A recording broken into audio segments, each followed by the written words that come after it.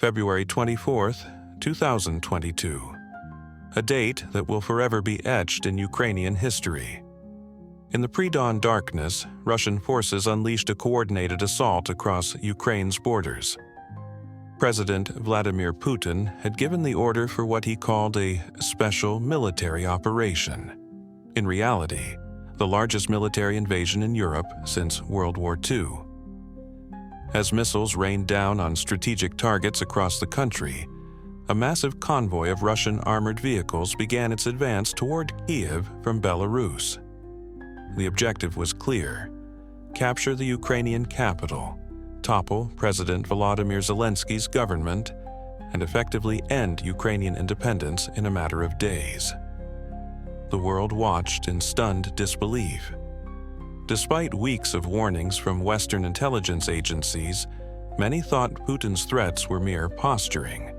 They were wrong. In Kiev, air raid sirens wailed through the streets, sending civilians scrambling for shelter. The city of 3 million people, with its golden-domed churches and vibrant neighborhoods, now faced an existential threat. Few believed Ukraine could withstand the onslaught of what was supposed to be the world's second most powerful military. "I need ammunition, not a ride." These defiant words from President Zelenskyy, rejecting evacuation offers, galvanized Ukrainian resistance. As Russian forces pressed toward the capital from multiple directions, Ukraine's military mobilized alongside ordinary citizens. Lawyers, teachers, IT workers, and students queued for hours to receive weapons and basic training. The Ukrainian military's strategic decision was to avoid direct confrontation with the superior Russian forces in open terrain. Instead, they would engage in urban and asymmetric warfare, utilizing their intimate knowledge of the terrain and strong local support. This would transform what Moscow envisioned as a swift victory parade into a bloody, grinding battle. By February 25th, Russian forces had captured the Hostomel Airport, just 15 miles northwest of Kyiv, in a daring airborne assault. The strategic airfield could potentially serve as a bridgehead for flying and reinforcements. Yet Ukrainian forces mounted a fierce counterattack, denying the Russians the ability to land transport aircraft. The Ukrainian resistance surprised Russian commanders who had anticipated minimal opposition. Their battle plan quickly unraveled as supply lines stretched thin and morale plummeted among conscripts who had been told they were on training exercises, not invading a neighboring country. Meanwhile, in the northern suburbs of Kiev, Busha, Irpin, and Hostomel, fierce street-to-street combat erupted. These once peaceful communities became the front line. Ukrainian forces, utilizing Javelin anti-tank missiles supplied by Western allies, inflicted devastating losses on Russian armored columns confined to narrow streets and predictable routes. As the battle intensified, Ukrainian civilians showed extraordinary courage. Grandmothers prepared Molotov cocktails in makeshift workshops. Farmers towed away abandoned Russian tanks with tractors. Road signs were removed or altered to confuse the invading forces. This was not just a military resistance, it was a nation rising in defiance. The Battle of Kyiv was becoming a pivotal moment not just for Ukraine, but for the post-Cold War international order. As Russian forces encircled the capital from 3 directions, the question remained: could Ukraine's outnumbered defenders hold off the Russian bear? By early March, the Russian strategy was clear: encircle Kiev, cut off supply lines, and force its surrender through isolation and bombardment. A 40-mile column of Russian vehicles stretched ominously toward the capital from the north. Satellite images of this massive convoy appeared on news broadcasts worldwide, becoming an ominous symbol of the invasion's scale. But the convoy soon encountered a series of problems that would come to characterize the Russian military's performance throughout the battle. Logistical failures left vehicles without fuel. Poor maintenance resulted in breakdowns that blocked narrow roads. The much-vaunted Russian military machine was revealing critical vulnerabilities. Ukrainian forces capitalized on these weaknesses with remarkable agility. Small, mobile units armed with anti-tank weapons launched hit-and-run attacks against the stalled convoy. Drone operators with commercial quadcopters dropped improvised explosives on vulnerable Russian positions. The Ukrainian military's nimble approach contrasted starkly with Russia's rigid, top-down command structure. In the skies above Kiev, the expected Russian air superiority never fully materialized. Ukrainian air defense systems, some dating back to the Soviet era, proved surprisingly effective. The Ghost of Kiev, a mythical Ukrainian fighter ace, may have been folklore, but it symbolized the unexpected resilience of Ukraine's air force and air defenses. Meanwhile, the civilian toll mounted. Russian artillery and missile strikes targeted residential buildings, hospitals, and schools. The strategy seemed designed to break Ukrainian morale through terror, but instead hardened resolve. Images of bombed apartment blocks and civilians killed while fleeing through designated humanitarian corridors fueled international outrage. In the suburb of Irpin, civilians fled across a destroyed bridge under Russian fire. The photo of a mother and her 2 children killed by a mortar while attempting to evacuate became a devastating emblem of the war's human cost. Each such tragedy strengthened Ukrainian determination and international support. By mid-March, the Russian advance had stalled. Unable to achieve their quick victory, Russian forces dug in around Kyiv's outskirts. The suburban battlegrounds became scenes of brutal house-to-house combat. Ukrainian defenders used their intimate knowledge of the terrain to devastating effect, ambushing Russian units in urban environments for which they were poorly trained. The digital dimension of this conflict proved equally important. Ukrainian hackers disrupted Russian communications. President Zelenskyy's skilled use of social media rallied domestic morale and international support. His nightly video addresses, delivered from recognizable Kyiv landmarks while wearing his now iconic olive green t-shirt, demonstrated that the government remained functional despite the siege. Russia's information warfare efforts proved less effective. Claims about denazifying Ukraine fell flat internationally, particularly given President Zelensky's Jewish heritage. Russian soldiers, capturing Ukrainian towns, found populations hostile to their liberation narrative. Instead of the flowers Russian propaganda had promised them, they encountered Molotov cocktails. As March progressed, the Battle of Kyiv had evolved from Russia's anticipated lightning strike into a grinding war of attrition. The suburbs surrounding the capital were transformed into apocalyptic landscapes of burnt-out vehicles and shattered buildings. For every street the Russians captured, they paid a heavy price in blood and equipment. The invaders were learning a lesson that military history has taught repeatedly. Conquering a city is difficult, but subjugating a population united in resistance is nearly impossible. With each passing day, the myth of Russian military invincibility eroded further, while Ukrainian national identity crystallized in the crucible of war. By late March, the Russian offensive had lost momentum. The initial plan to rapidly seize Kiev had failed, forcing Moscow to reassess its strategy. Intelligence reports indicated that Russian forces were digging in around Kiev, suggesting a shift to a prolonged siege. However, these defensive positions also signaled something else. The Russians were increasingly concerned about Ukrainian counterattacks. The battle had settled into a brutal rhythm.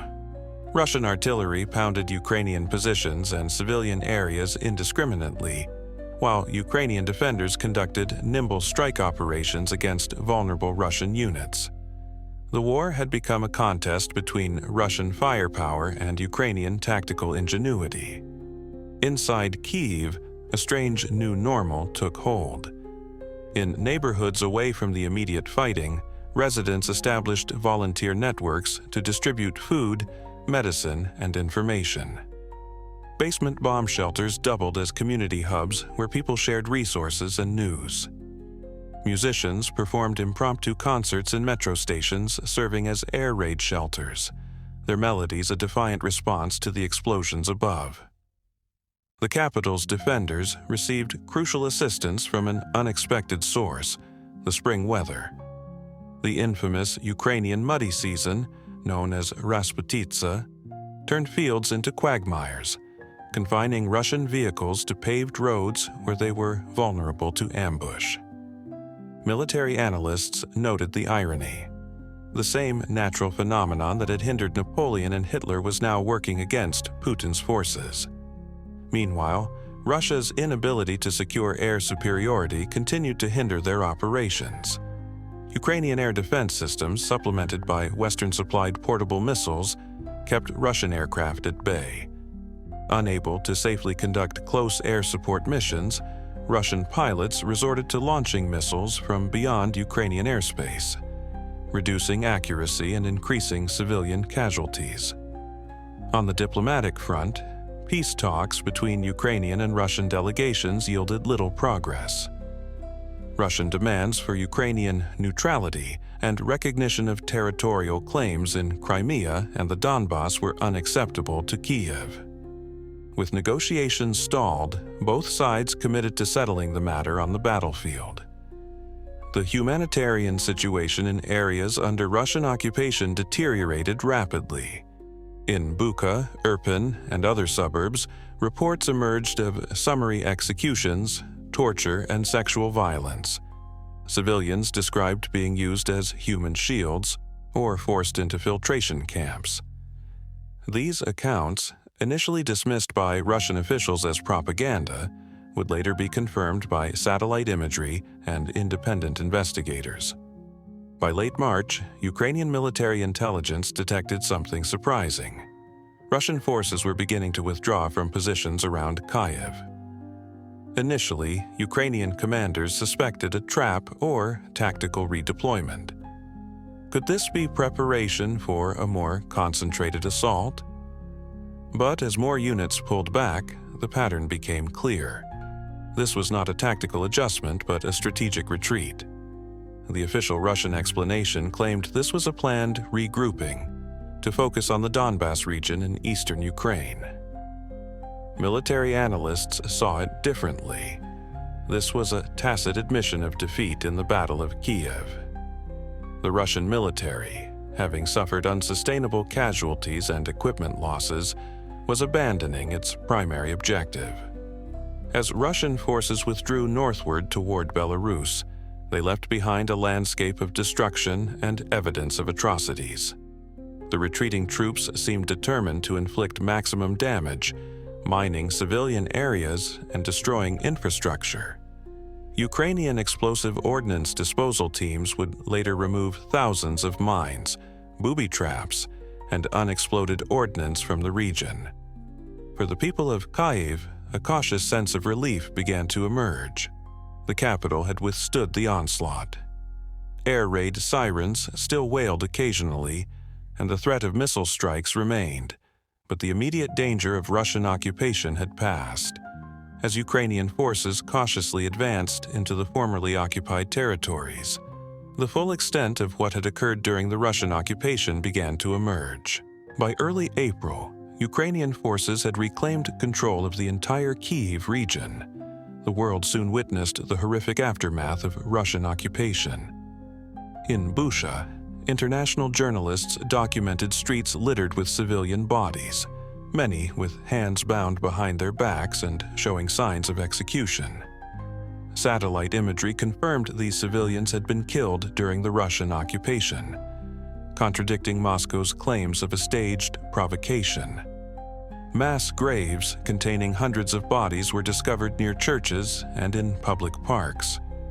Survivors recounted systematic searches of homes, with Russian soldiers looking for government officials, military veterans, or anyone with nationalist symbols. Those found were often detained or summarily executed. evidence of torture chambers in basements and garages emerged, with victims bearing signs of beatings, burns, and other abuse. The Bucha massacre became a turning point in international perception of the conflict. What Putin had framed as a limited special military operation was revealed as a brutal campaign with apparent war crimes at its core. Western nations, already supplying Ukraine with defensive weapons, now accelerated and expanded their military aid. Sanctions against Russia intensified, and diplomatic isolation of Moscow deepened. For Ukrainians, the discoveries in Bucha and other liberated towns reinforced their determination to resist.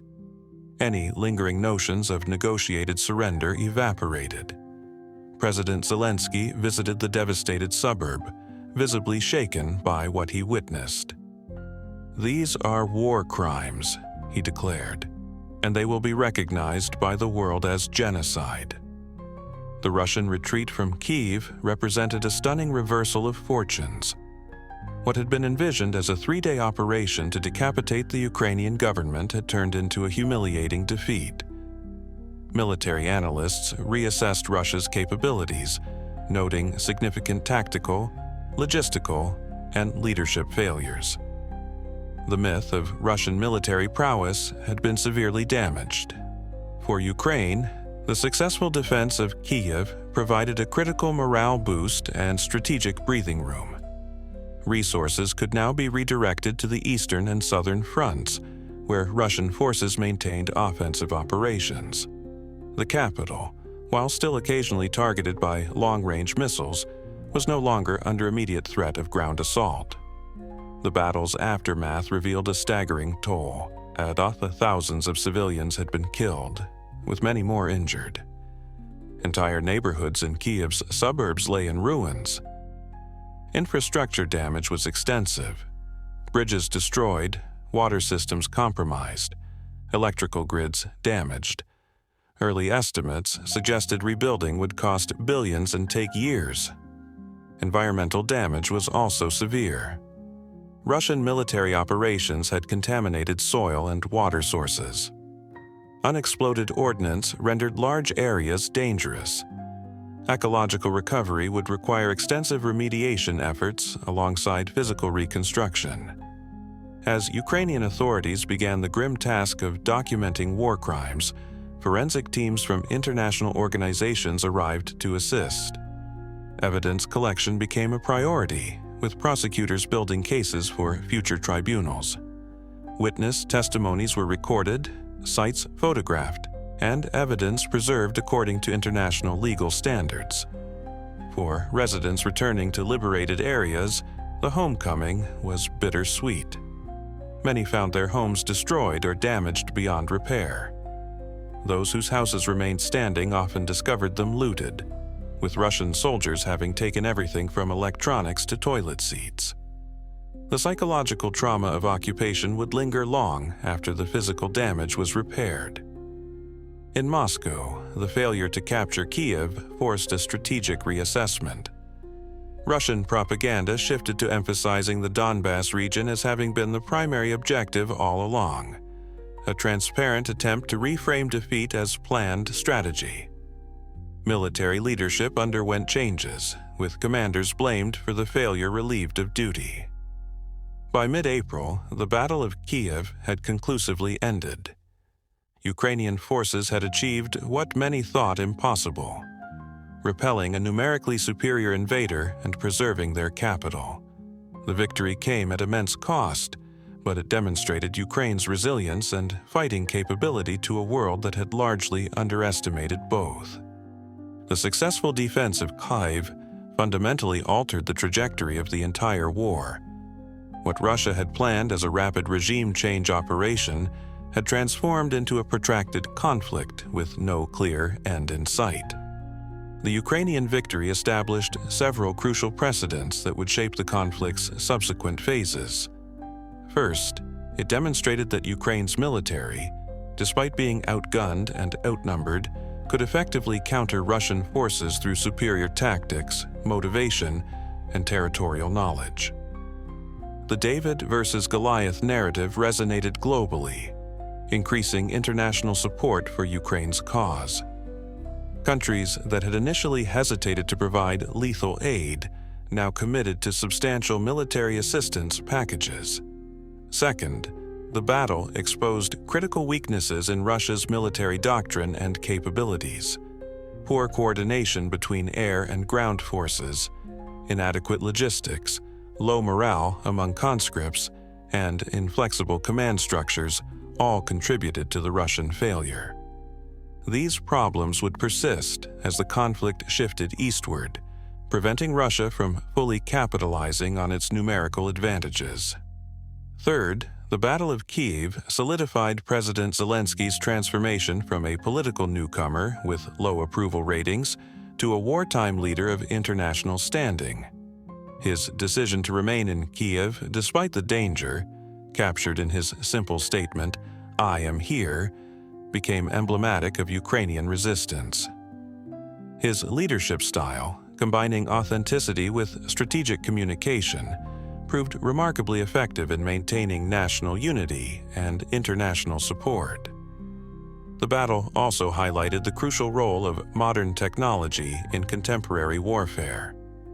Ukrainian forces effectively employed drones for reconnaissance and striking Russian positions. Secure communications platforms allowed for coordinated defense efforts. Satellite imagery provided by Western partners gave Ukrainian commanders valuable intelligence on Russian movements. Meanwhile, smartphones in civilian hands documented Russian atrocities in real time, preventing Moscow from controlling the narrative. For the residents of Kiev and surrounding areas, recovery began slowly. People returned to their homes when possible, clearing debris and rebuilding. Schools reopened where safe to do so, sometimes in basement classrooms to protect against potential air raids.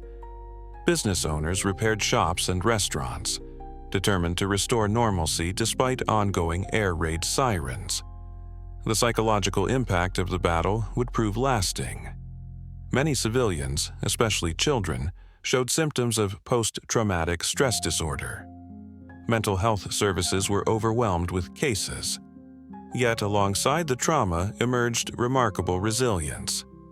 Community support networks strengthened, with neighbors helping neighbors in the massive recovery effort. Internationally, the battle created a new geopolitical reality. NATO, which had faced questions about its relevance in the post-Cold War era, found renewed purpose in countering Russian aggression.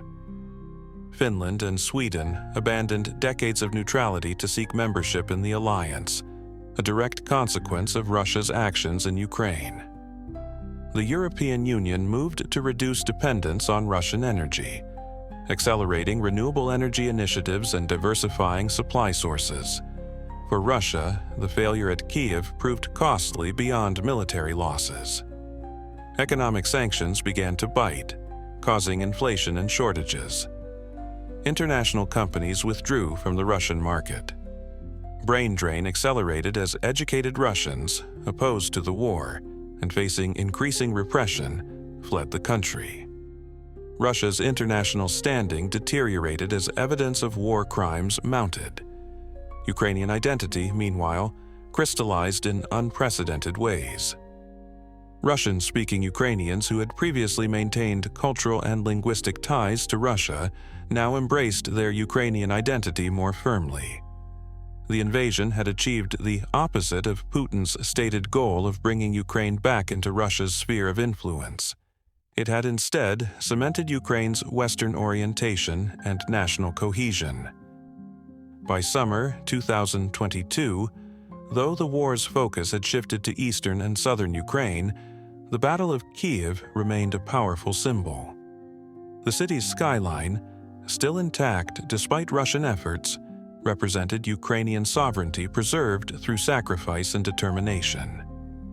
The blue and yellow Ukrainian flag flew over government buildings that, according to Russian plans, should have been occupied by Moscow's proxies.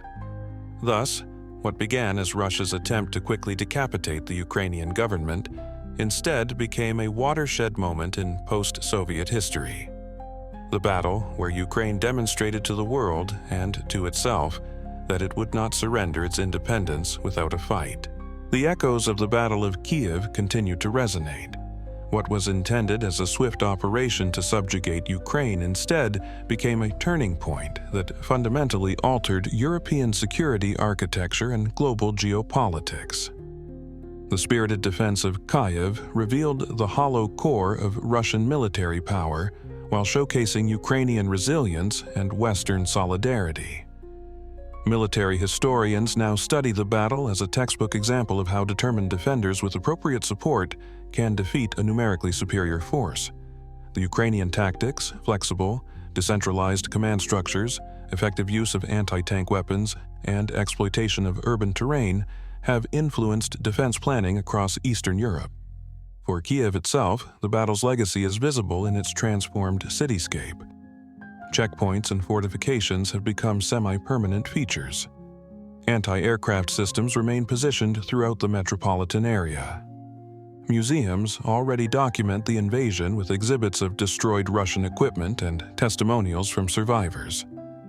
Schools teach children about the battle as a defining moment in national history. The human cost remains incalculable. Beyond the immediate casualties, thousands suffer from physical and psychological wounds that may never fully heal. Families torn apart by death or displacement face a future permanently altered by those crucial weeks of combat.